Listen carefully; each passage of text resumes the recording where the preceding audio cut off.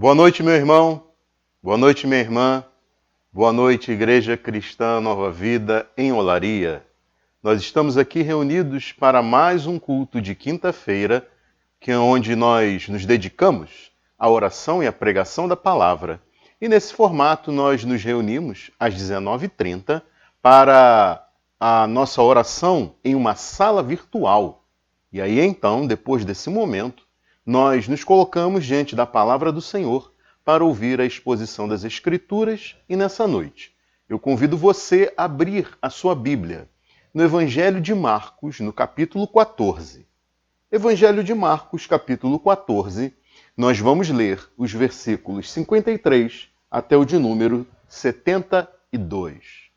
Evangelho de Marcos, capítulo 14, versículos 53 a 72, assim nos diz a palavra do Senhor. Levaram Jesus ao sumo sacerdote, e então se reuniram todos os chefes dos sacerdotes, os líderes religiosos e os mestres da lei. Pedro o seguiu de longe até o pátio do sumo sacerdote. Sentando-se ali com os guardas, esquentava-se junto ao fogo.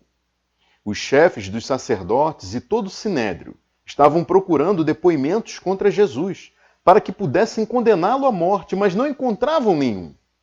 Muitos testemunharam falsamente contra ele, mas as declarações deles não eram coerentes. Então, se levantaram alguns e declararam falsamente contra ele. Nós o ouvimos dizer: destruirei este templo feito por mãos humanas, e em 3 dias construirei outro, não feito por mãos de homens. Mas, nem mesmo assim, o depoimento deles era coerente. Depois, o sumo sacerdote levantou-se diante deles e perguntou a Jesus: você não vai responder à acusação que estes lhe fazem? Mas Jesus permaneceu em silêncio e nada respondeu. Outra vez, o sumo sacerdote lhe perguntou: você é o Cristo, o Filho do Deus bendito? Sou, disse Jesus.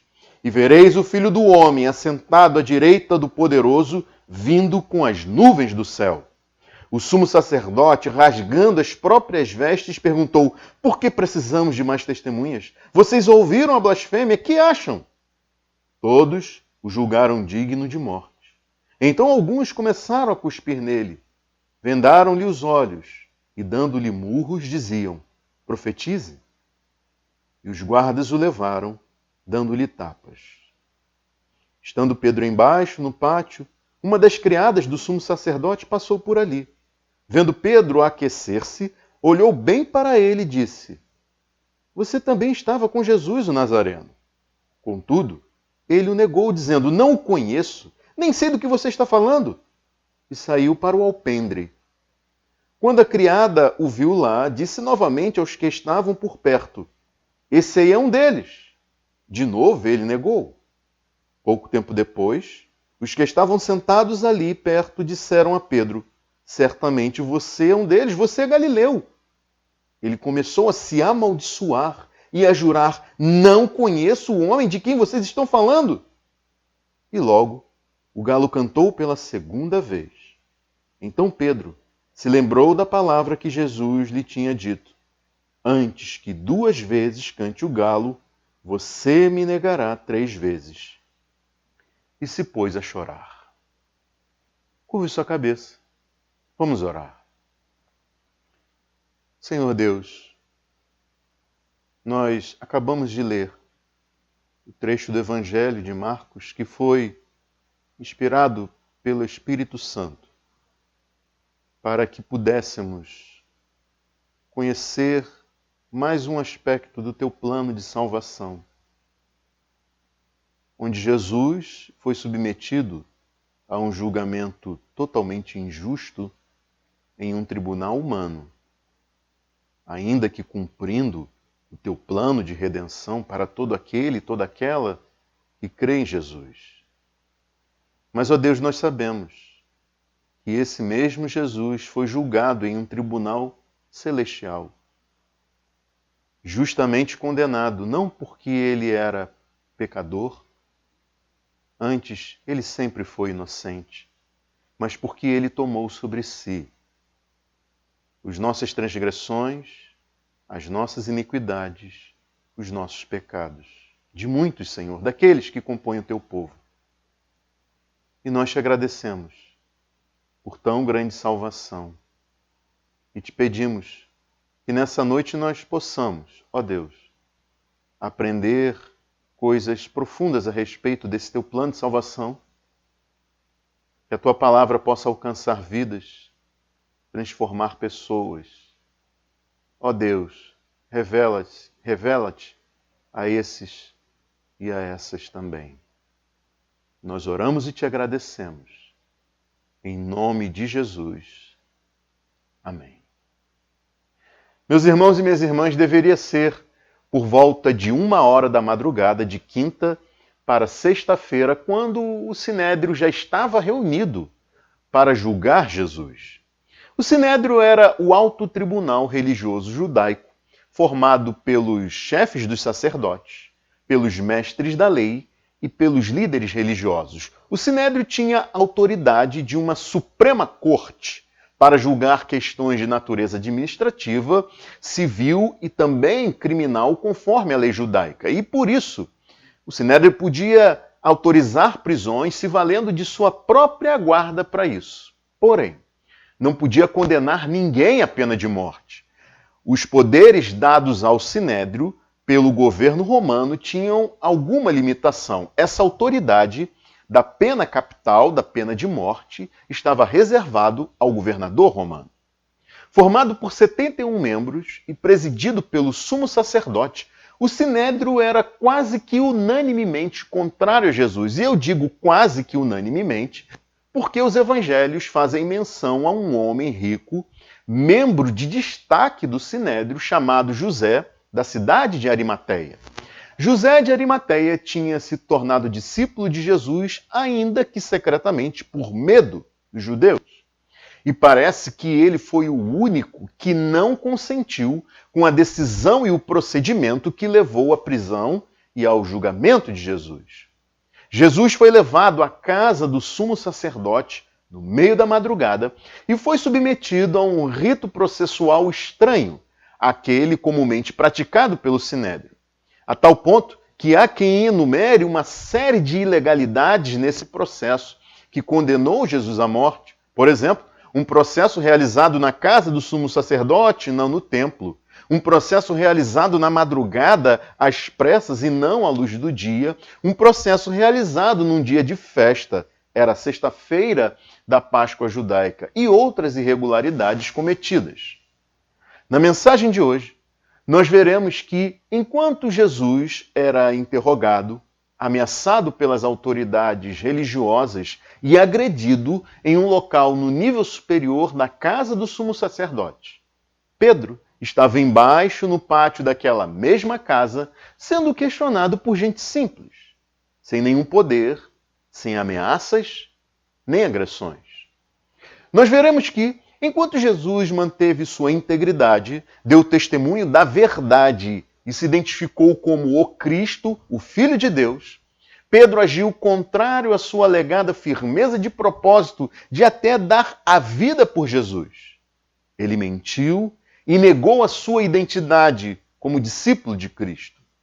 Só que, mais do que fazer esse contraste entre o julgamento de Jesus e o de Pedro, mais do que ver lado a lado Jesus sendo interrogado e condenado tanto quanto Pedro, na mensagem de hoje, eu quero levar você a se ver, junto comigo, eu e você, nós dois, sendo julgados e condenados com toda a justiça por causa das nossas transgressões e dos nossos pecados. Na mensagem de hoje nós veremos o julgamento e a condenação de Jesus, mas a minha e a tua também. Nós veremos, ao longo dessa mensagem, o julgamento e a condenação de Jesus, mas a minha e a tua também. Então vamos começar pelo julgamento de Jesus diante do Sinédrio, como narrado aqui por Marcos, nos versículos 53 a 65. Vejam que Jesus ele foi injustamente julgado e condenado pelo Sinédrio, mas ele já tinha dito aos seus discípulos que sofreria essas coisas. Em Marcos, no capítulo 10, nos versículos 33 e 34, Marcos registra que Jesus disse o seguinte: estamos subindo para Jerusalém, e o Filho do Homem será entregue aos chefes dos sacerdotes e aos mestres da lei. Eles o condenarão à morte e o entregarão aos gentios, que zombarão dele, cuspirão nele, o açoitarão e o matarão. 3 dias depois, ele ressuscitará. Mas o julgamento de Jesus não foi só antecipado por ele, também foi predito nas Escrituras. No capítulo 53 do livro do profeta Isaías, nós lemos sobre o servo do Senhor. E nos versículos 6 a 9 está registrado que o Senhor fez cair sobre ele a iniquidade de todos nós. Ele foi oprimido e afligido, ouça bem. Ele foi oprimido e afligido e, contudo, não abriu a sua boca. Como um cordeiro foi levado para o matadouro e como uma ovelha que diante dos seus tosqueadores fica calada, ele não abriu a sua boca. Com julgamento opressivo, ele foi levado. Por causa da transgressão do meu povo, ele foi golpeado, embora não tivesse cometido nenhuma violência, nem houvesse nenhuma mentira em sua boca. E daí então nós vemos o quanto a profecia de Isaías encontrou o cumprimento exato e preciso no julgamento de Jesus diante do Sinédrio. Marcos registra esse julgamento opressivo a que Jesus foi submetido, embora ele fosse inocente, embora ele não tivesse cometido nada que fosse digno de condenação. Tanto que o Sinédrio não conseguiu provas que condenassem Jesus, como Marcos deixa bem claro, mesmo tendo convocado testemunhas para depor contra ele.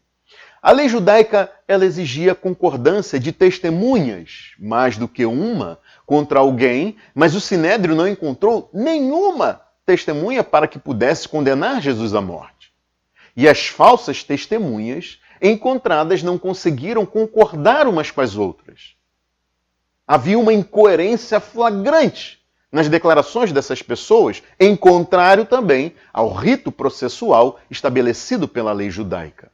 Tanto que esse julgamento de Jesus foi de tamanha irregularidade que quando as testemunhas diziam algo que era incoerente, que era falso, deveriam elas ser condenadas por aquilo que o réu estava sendo acusado, mas nesse caso, as testemunhas ficaram isentas da sua falsidade e saíram ilesas.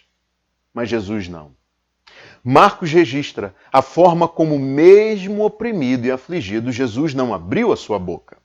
Nos versículos 60 e 61, veja aí comigo, a gente pode ler o seguinte: depois, o sumo sacerdote levantou-se diante deles e perguntou a Jesus: você não vai responder à acusação que estes lhe fazem?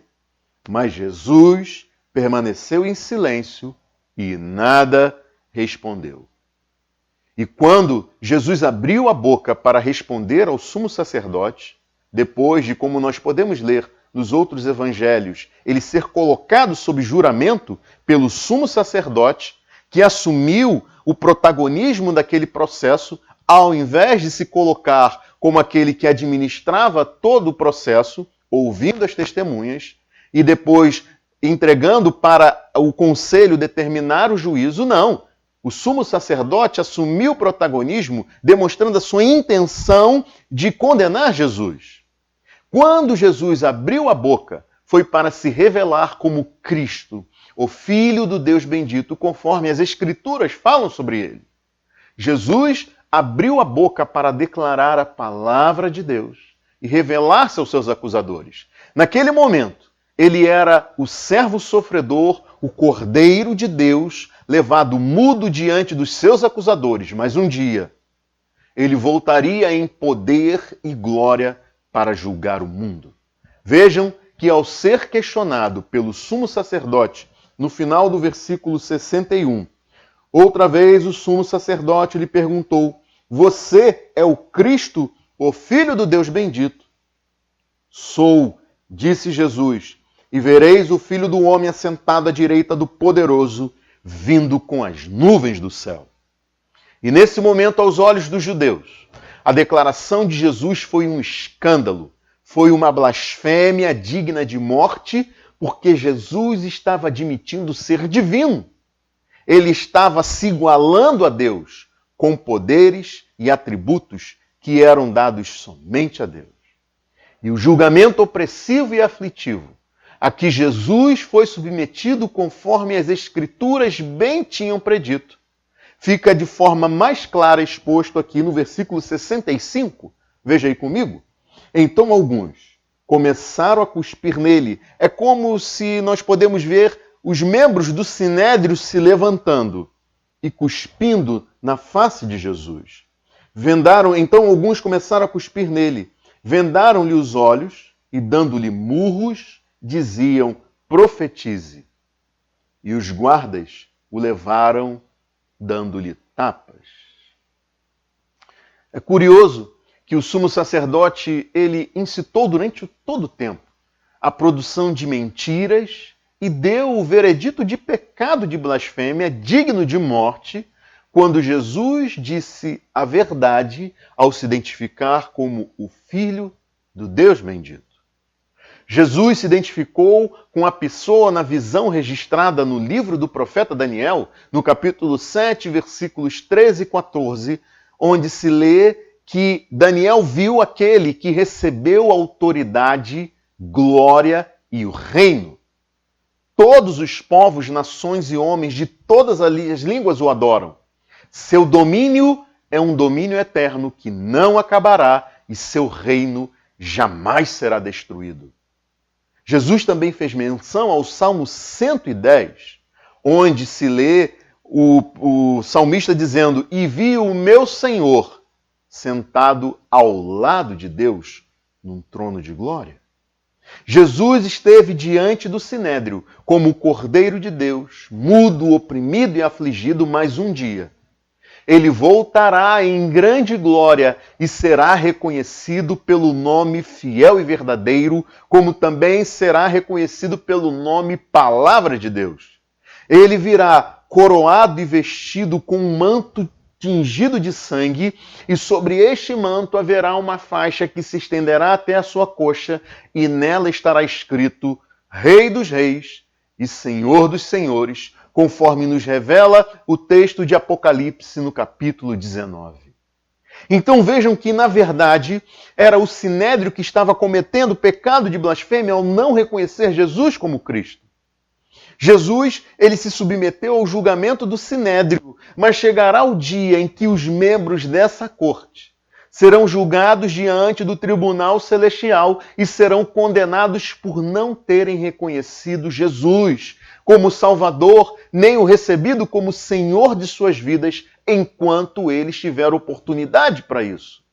Vejam que era o Sinédrio que blasfemava e não Jesus, era o Sinédrio que estava se colocando na condição de réu digno de condenação à morte e morte eterna, no verdadeiro e justíssimo tribunal presidido por Deus. E hoje, meu amigo, minha amiga, se você rejeita Jesus como Salvador, se você o repudia como Senhor da sua vida, eu digo que um dia todas as pessoas comparecerão diante do tribunal celestial e serão julgadas conforme seus pensamentos, suas palavras e suas ações.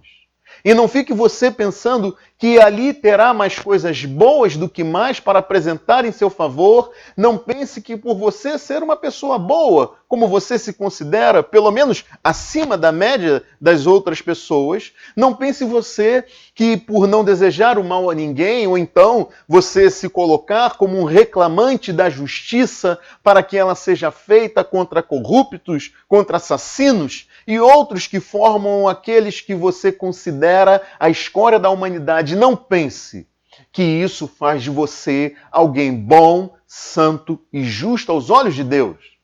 Porque a Bíblia declara solenemente que não há ninguém bom, perfeito e justo entre a humanidade. Ninguém que faça o bem real e seja santo como Deus exige de nós. Por isso, a sua única chance de absolvição no tribunal presidido por Deus está em Jesus. Jesus foi oprimido, afligido e morreu no lugar de pecadores. O justo pelos injustos, para os apresentar a Deus livres de toda condenação. Jesus assumiu a culpa, tomou como se fossem os seus os pecados de muitos e pagou a pena no lugar desses pecadores. Daí então, se você hoje se arrepender e crer somente em Jesus como seu único, suficiente e definitivo Salvador e o receber como Senhor de sua vida, quando esse dia de julgamento final chegar, não será você quem apresentará provas da sua inocência diante desse tribunal celestial. Até porque, como a própria Bíblia diz, não há um justo sequer. Mas você terá a seu favor a justiça de Cristo e a vida perfeita de Cristo. E daí você será julgado conforme os méritos de Cristo, não conforme os seus méritos. Você estará livre de toda condenação e viverá para sempre no reino de Deus.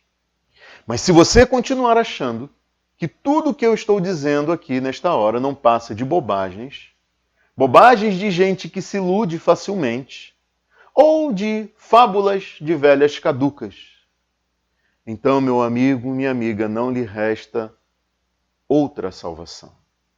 Não lhe resta nada. Esse dia chegará, quer você queira ou não, e você não terá escapatória. Nada poderá ser feito e ninguém se adiantará em seu favor para interceder por você. A morte, morte eterna, será o fim pavoroso a que você estará condenado, a que você estará condenada.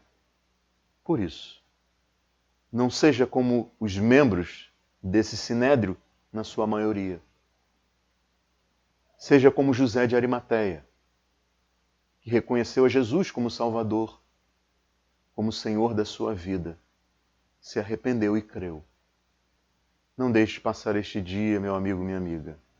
Arrependa-se e creia, porque não haverá outra oportunidade depois da sua morte. Bom, em seguida nós lemos, nos versículos 66 a 72, a narrativa de Marcos sobre a negação de Pedro, quando ele foi identificado como um discípulo de Jesus. Então, depois de falar sobre o julgamento e a condenação de Jesus, eu quero destacar nesse trecho o julgamento e a condenação de Pedro, mas a minha e a tua também.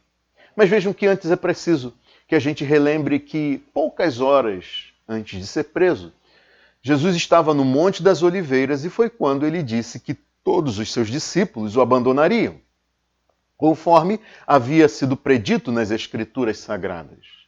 Foi nessa ocasião em que todos os discípulos, liderados, motivados e inspirados por Pedro, disseram que nunca abandonariam Jesus nem negariam Jesus.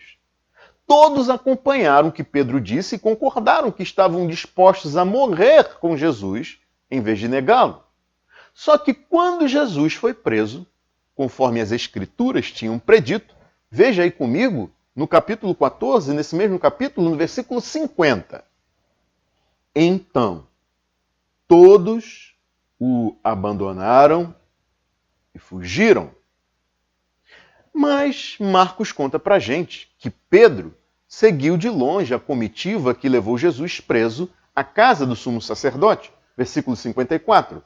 Pedro seguiu de longe até o pátio do sumo sacerdote. Sentando-se ali com os guardas, esquentava-se junto ao fogo. Pedro conseguiu entrar e, estando no pátio da casa, se sentou com os guardas para se aquecer junto à fogueira acesa naquela madrugada tão fria.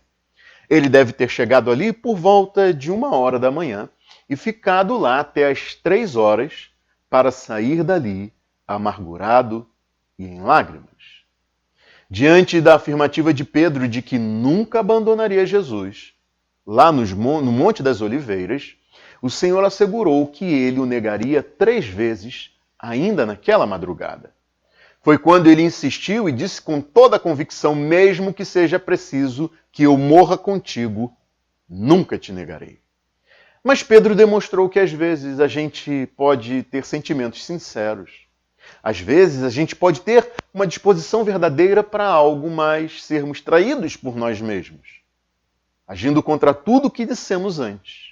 Pedro começou a abandonar Jesus, vejam vocês, minutos depois de ter dito que nunca faria isso. Quando ele não conseguiu permanecer vigilante, em oração junto com o Senhor, no jardim do Getsêmani, no Monte das Oliveiras. Jesus tinha dito a Pedro e também a Tiago e João, que estavam juntos com ele, o seguinte: vigiem e orem, para que não caiam em tentação. O espírito está pronto, mas a carne é fraca. Vigiem e orem, para que não caiam em tentação. O espírito está pronto, mas a carne é fraca. Mas eles não conseguiram vigiar e orar, nem por uma hora. E daí, quando a hora da tentação chegou, Pedro foi laçado e derrubado pelo diabo. Pedro já deveria estar assim, um tanto quanto fragilizado depois de ter fugido correndo, quando Jesus foi preso, diante das declarações dele. E ele foi então pego de surpresa por uma das criadas do sumo sacerdote, que o reconheceu como um dos discípulos de Jesus. Ouçam bem o que eu acabei de dizer. Pedro foi pego de surpresa. Foi surpreendido pela criada que o reconheceu como um dos discípulos de Jesus. Ele não esperava por aquilo, ele não estava vigilante em oração, e então a sua reação foi negar duplamente a observação da criada. No versículo 66 nós lemos: estando Pedro embaixo no pátio, uma das criadas no sumo sacerdote passou por ali. Vendo Pedro aquecer-se, olhou bem para ele e disse: você também estava com Jesus, o Nazareno? Contudo, ele o negou, dizendo: não o conheço, nem sei o que você está falando. E saiu para o alpendre. Pedro disse algo como o seguinte: não sei quem é essa pessoa, nunca tive qualquer relacionamento com ele. Aliás, que conversa é essa? Eu nunca tive nada a ver, nem mesmo com esse assunto.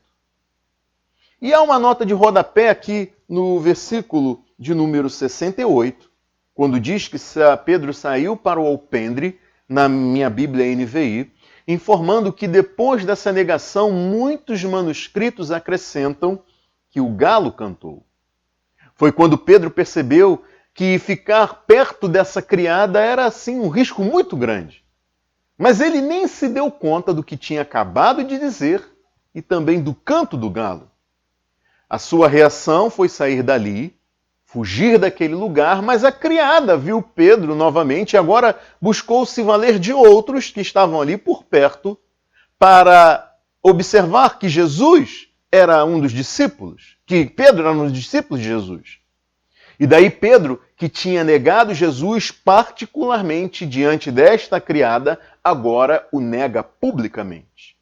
E assim Pedro não foi capaz de perceber a gravidade das suas atitudes e também das suas palavras. Vejam vocês que, em contraste com as falsas testemunhas trazidas para depor contra Jesus, que foram totalmente incoerentes com as suas declarações, o versículo 70 nos mostra que, pouco depois, os que estavam sentados ali perto disseram a Pedro: certamente você é um deles, você é Galileu.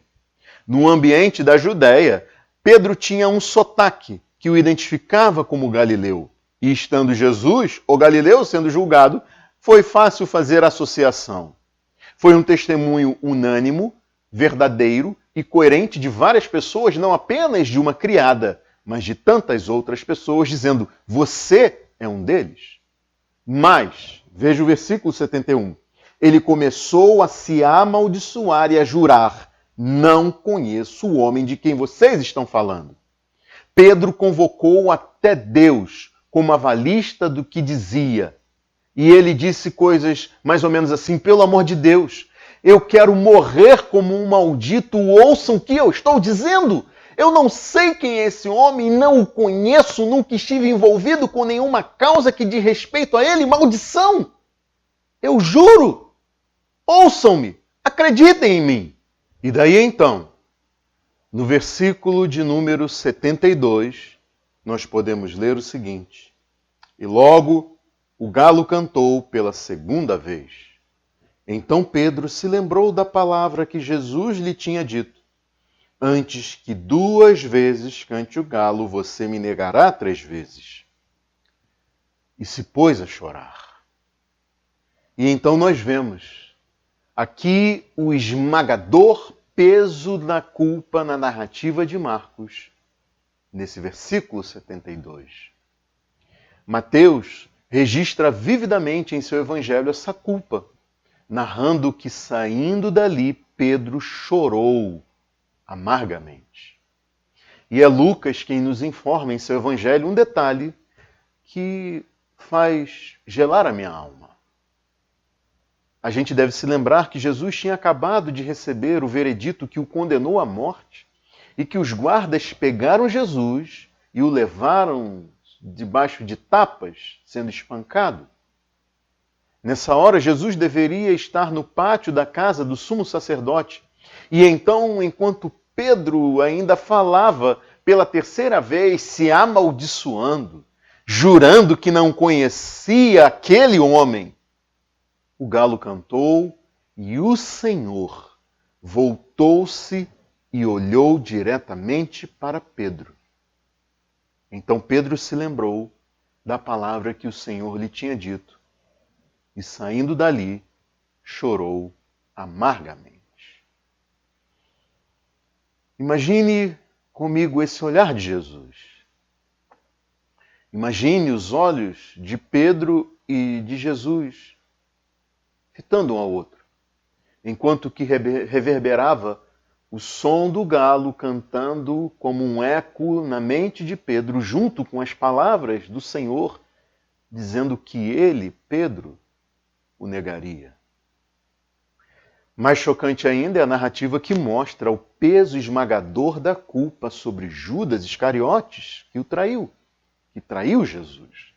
Mateus registra em seu evangelho o fim trágico de Judas.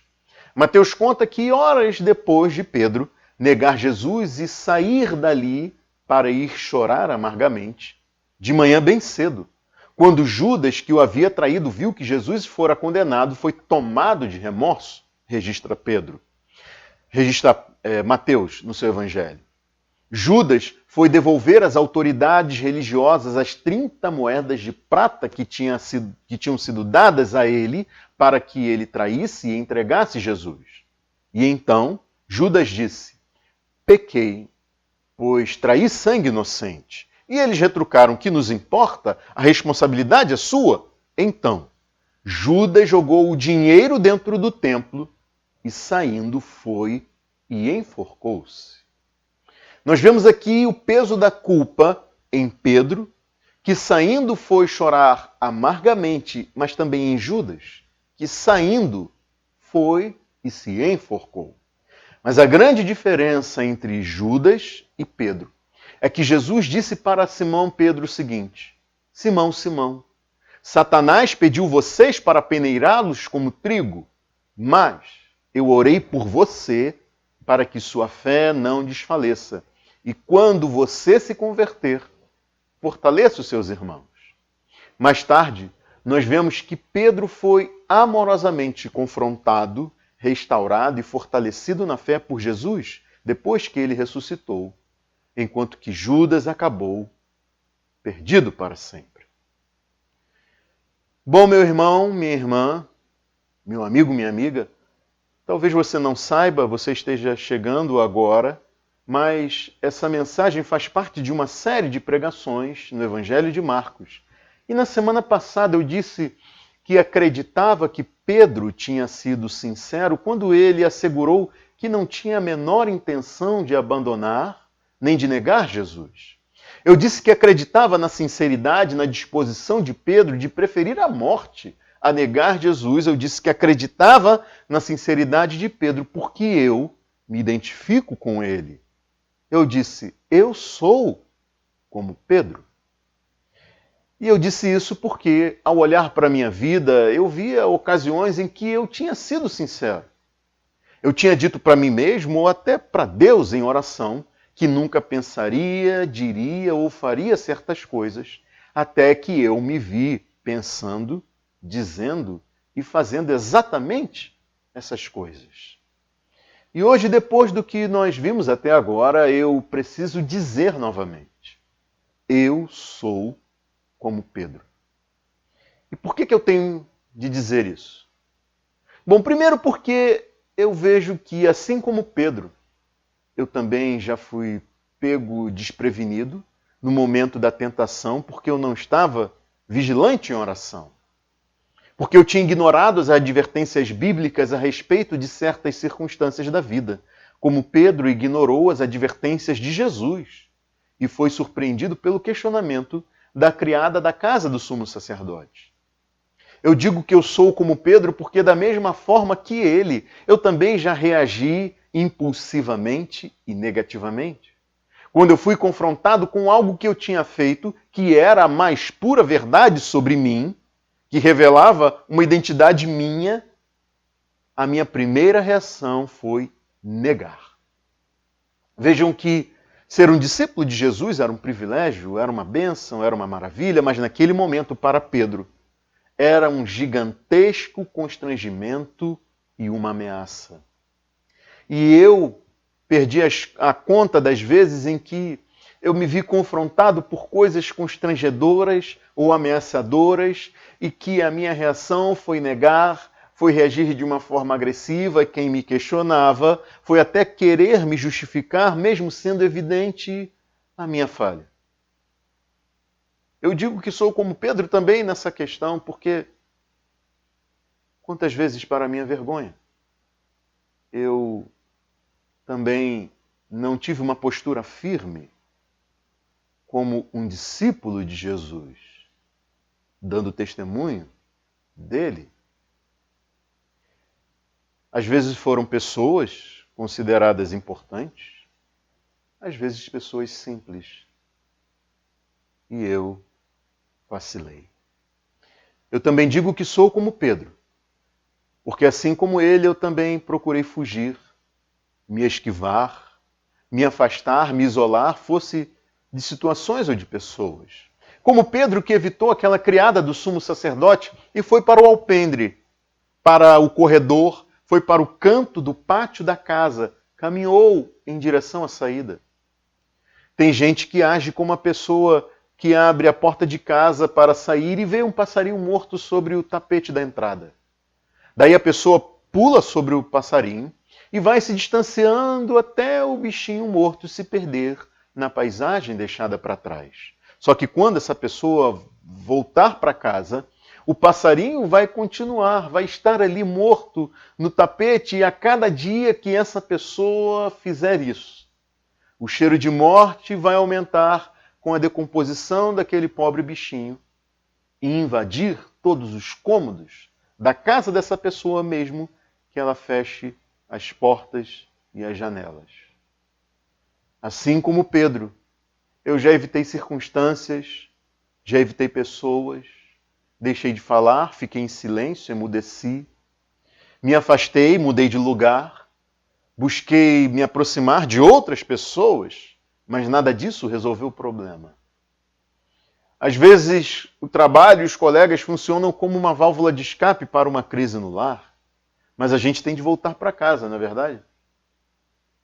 E o passarinho está lá, continuará lá, até que a gente o retire de lá e o sepulte de uma forma apropriada.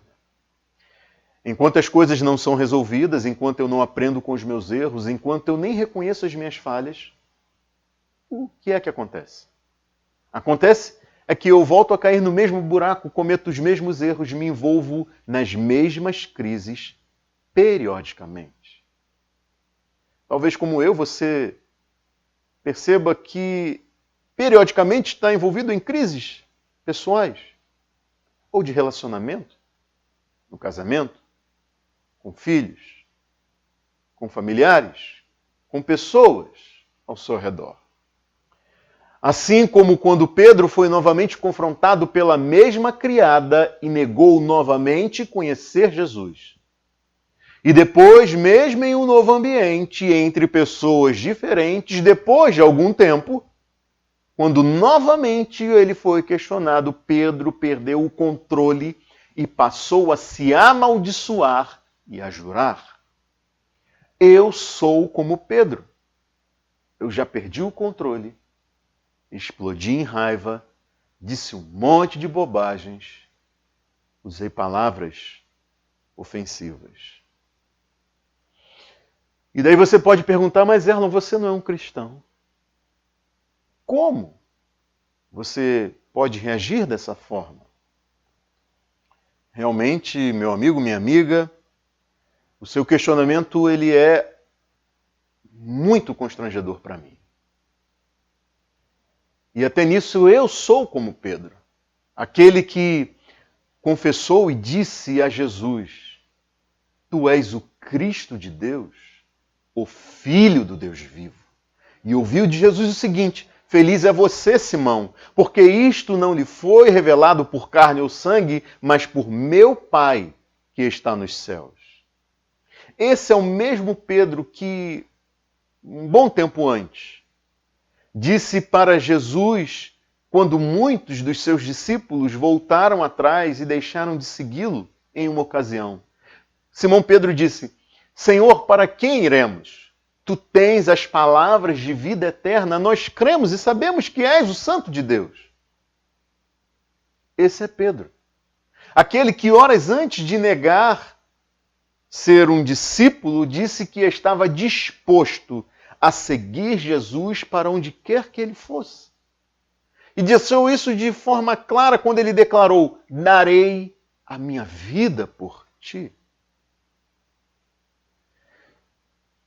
Eu sou como Pedro que deve ter assim olhado para trás depois de alguns anos, depois desse episódio, e pensado: como eu fui capaz de negar o meu Senhor, o Cristo de Deus, o Filho do Deus vivo, o Santo de Deus, quando eu mesmo já tinha confessado antes essas coisas? Como eu pude pensar, dizer e agir como eu fiz naquela noite no pátio da casa do sumo sacerdote? Como eu pude fazer isso?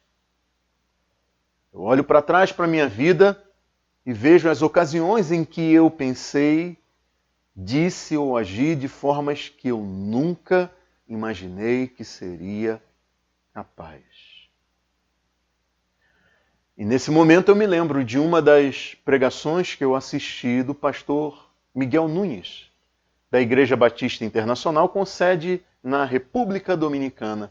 Em certa ocasião, o pastor Miguel me fez pensar nas ocasiões em que eu me peguei em situações que eu nunca pensei passar e fazendo coisas que eu nunca imaginei ser capaz de fazê-las. E daí eu percebi que eu não estava sozinho nessa. O pastor Miguel me fez lembrar de Abraão, que nas suas peregrinações morou algum tempo em uma cidade e, por medo para se proteger, disse que Sara, a sua esposa, que era lindíssima, disse que eram irmãos e não esposo e esposa. Abraão então colocou a própria mulher sob risco de ser violada, mas por causa de uma ação de Deus, que revelou a verdade em sonho ao rei daquela localidade, que já tinha mandado buscar Sara para que ela fosse sua concubina, isso não aconteceu. Daí eu imagino Abraão olhando para trás e pensando: como eu fui capaz de fazer isso? Como eu pude colocar Sara em perigo? E o plano de Deus para nós em risco. A gente precisa se lembrar de Moisés, que numa explosão de indignação e ira contra o povo, ergueu o braço e bateu na rocha 2 vezes para que ela vertesse água, quando na verdade Deus lhe havia dito que falasse aquela rocha. E por causa disso Moisés não entrou na terra prometida por Deus a Israel. Daí eu imagino Moisés olhando para trás e pensando: como eu fui capaz de fazer isso? Como eu pude agir contra o que Deus me ordenou e ter sido tão descontrolado? Logo eu, que contava com o testemunho de muitos de ser um homem muito paciente, muito manso, mais do que qualquer outro que havia na terra. Como eu pude fazer isso? A gente também precisa se lembrar de Davi, o homem segundo o coração de Deus, que numa bela tarde de primavera se levantou, foi passear pelo terraço do seu palácio quando viu a belíssima mulher de Urias tomando banho. Ele desejou aquela mulher, mandou buscá-la, teve relações com ela e a engravidou. E depois disso, ele armou um plano que levou à morte de Urias. Até que o profeta Natã o procurou e contou a história de um homem pobre que nada tinha senão uma cordeirinha que criou com todo o amor junto com seus filhos. Mas um vizinho rico recebeu um viajante em sua casa e, ao invés de pegar uma das suas próprias ovelhas para preparar a refeição para o seu visitante, tomou a cordeirinha do homem pobre. Davi ouviu aquela história, ficou irado e disse que tal homem merecia a morte. Deveria pagar 4 vezes o preço da cordeirinha porque agiu sem misericórdia. Até que Natã disse: Ei, Davi, esse homem é você? Você, Davi, é esse homem. E mais tarde, conforme mostra o Salmo 51, Davi deve ter pensado: como eu fui capaz de fazer uma coisa dessas? Como eu pude agir assim? E daí eu pergunto: será que você também é como Pedro? Será que você também poderia dizer hoje: meu Deus, como eu fui capaz de pensar, dizer ou fazer tal coisa? Como eu pude fazer isso? Agora perceba que eu não quero simplesmente remoer o seu passado, ou o seu presente, quem sabe você esteja vivendo isso hoje. A minha intenção é fazer você refletir sobre isso e ver se você encontrou lugar de arrependimento verdadeiro e também de aprendizado, porque do contrário, não se engane, você voltará a pensar, dizer e fazer a mesma coisa. Ou pior, você pode achar que o seu sentimento de pesar, de culpa, seu choro amargurado ou o seu pedido de desculpas são suficientes para que nada disso ocorra novamente. Vejam bem, eu sei por experiência própria e de convívio com outras pessoas que o importante mesmo são os frutos de arrependimento e não os pedidos de desculpa, as lágrimas, o choro e a tristeza. Eu peço que o Espírito Santo fale com você através dessa pregação, como falou com Davi através do profeta Natã, como falou comigo enquanto eu preparava essa mensagem. Você continuará perdido enquanto não encontrar lugar de arrependimento. Enquanto você continuar se justificando e negando as coisas que pensa, diz e faz. Não se admitindo capaz dessas coisas quando confrontado. Enquanto você ficar negando essas coisas, quando for advertido, quando for confrontado, quando for confrontada. Enquanto você ficar alegando que não tinha mais intenções ao dizer e fazer coisas que são reprováveis. Que você faça um auto-julgamento à luz da palavra de Deus. Palavra esta que é viva e eficaz, mais afiada que qualquer espada de 2 gumes, capaz de julgar os pensamentos e intenções do coração humano. Como eu disse, meu propósito com essa mensagem não é trazer sobre você só o peso esmagador da culpa, mas mostrar a você o caminho de arrependimento e apontar para Jesus, o único que pode nos dar esperança. O tema da mensagem de hoje foi o julgamento e a condenação de Jesus, mas a minha e a tua também. E nessa pregação nós vimos que Jesus foi julgado e condenado injustamente diante do tribunal humano, mas justamente diante do tribunal divino. Injustamente porque ele não tinha pecado, mas diante do tribunal divino Jesus foi condenado justamente, não porque ele fosse pecador, mas porque ele tomou sobre si os pecados e assumiu a culpa de quem ele veio salvar. Eu sei que há ocasiões em que a gente gostaria de fazer o relógio andar para trás e voltar àquele momento em que a gente pensou, disse ou fez algo do que a gente se arrepende profundamente. Por isso, nessa noite, eu digo que você deve olhar para Jesus, que tomou sobre si a culpa pelos pecados dos eleitos de Deus. Talvez você precise se arrepender ainda hoje, sair, na verdade, de um ciclo de autojustificação ou de negação de seus pecados, e nesse sentido, você não precisa se achar um estranho. Talvez você tenha se identificado como Pedro, como eu também. E até nisso nós podemos nos identificar como Pedro. Veja que, pelo menos em parte, você esteja na mesma condição de Pedro. O apóstolo que, depois de tantos anos, foi repreendido pelo apóstolo Paulo quando passou a agir de forma dissimulada, evitando e se afastando dos cristãos não judeus, depois que alguns da igreja de Jerusalém chegaram a Antioquia, onde ele estava. Pedro fez isso por medo e negou a sua associação com os crentes gentios.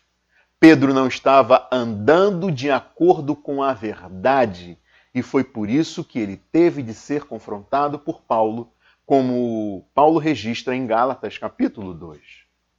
E vejam que Pedro foi repreendido por Paulo com base na justificação por meio da fé em Jesus Cristo. Pedro precisava se lembrar disso, mesmo depois de tantos anos. E se esse for o caso, saiba que é assim mesmo. Como diz a canção, fomos livres da culpa do pecado, somos livres do poder do pecado e da presença do pecado livre seremos um dia. Enquanto isso, devemos caminhar de fé em fé. Mas se você não tem a Jesus como Salvador e Senhor da sua vida, se você hoje não pode dizer que a sua confiança está única e exclusivamente em Cristo para a sua salvação diante do tribunal divino, então a hora do seu julgamento chegará e que dia terrível será. Mas se você crer em Jesus como Salvador e Senhor da sua vida, você pode estar certo do que diz as Escrituras. Se confessarmos os nossos pecados, Ele é fiel e justo para perdoar os nossos pecados e nos purificar de toda injustiça. Ele é fiel e justo. Ele é um Deus perdoador. Curve sua cabeça, vamos orar. Para nos perdoar todos os pecados e nos purificar de toda injustiça. Ó Deus Todo-Poderoso, nós te agradecemos por Jesus Cristo, nosso Senhor e Salvador. Aquele que se entregou em nosso lugar, que assumiu as nossas culpas, as nossas transgressões, as nossas iniquidades, os nossos pecados, que nos representou diante do tribunal divino para que fôssemos livres de toda condenação. Ó Senhor, mas o Senhor nos conhece mais do que qualquer um, mais do que nós mesmos.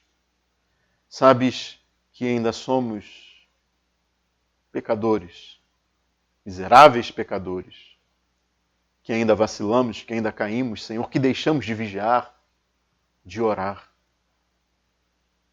Ó Deus, que vacilamos diante da tentação, mas Senhor, fortalece-nos, ajuda-nos, assim como o Senhor foi com Pedro, sê conosco também. Repreende quando precisamos ser repreendidos, Senhor. Corrige-nos como um Pai amoroso quando precisamos ser corrigidos, ó Pai.